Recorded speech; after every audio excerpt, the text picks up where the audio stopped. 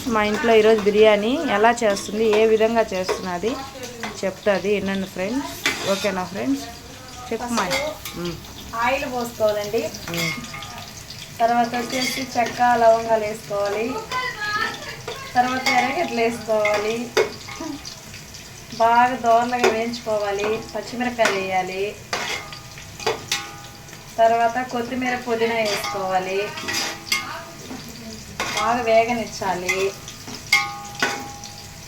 తర్వాత వచ్చేసి టమాటాలు వేయాలి.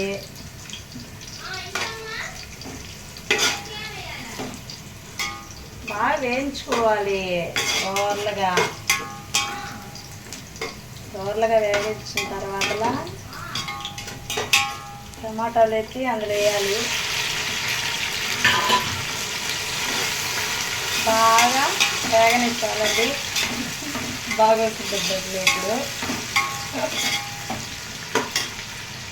కొంచెము ఉప్పు వేసుకోవాలండి.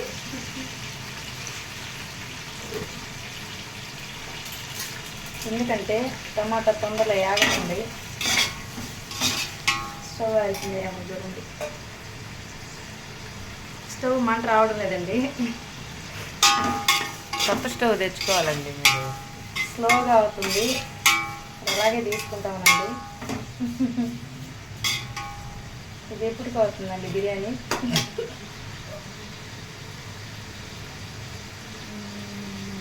ఇదే అవుతాయి కదా బిర్యానీ తొందరగా.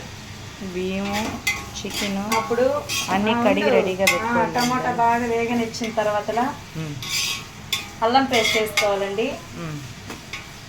బాగా వేగిన తర్వాత దాంట్లో కొంచెం ఒక స్పూన్ కారము, ధనియాల పొడి, అంత చికెన్ మసాలా, గరం మసాలా, అంత బిర్యానీ పౌడరు కొంచెం వేసుకుంటే కలిపెట్టుకోవాలండి.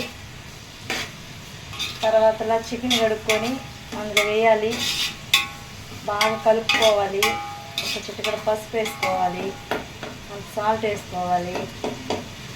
బాగా వేగనిచ్చిన తర్వాత బియ్యం ఎత్తి అందులో వేయాలి. ఒక కప్పుకి 2 కప్పులు నీళ్ళు పోసుకోవాలండి. మనం ఎన్ని కప్పులు పోసుకుంటామో అన్ని కప్పులు నీళ్ళు పోసుకోవాలి. ఇప్పుడు మూత పెట్టేయాలండి. బిర్యానీ రెడీ అయిపోతుందండి. బిర్యానీ రెడీ. ఓకే అండి. చికెన్ బిర్యానీ రెడీ అండి. టేస్టీగా బాగుంటుంది. మసాలా తక్కువగా వేసుకోవాలి. టమాటాలు తక్కువ వేసుకోవాలి. ఎర్రగడ్డలు తక్కువగా వేసుకొని చేసుకోవాలి.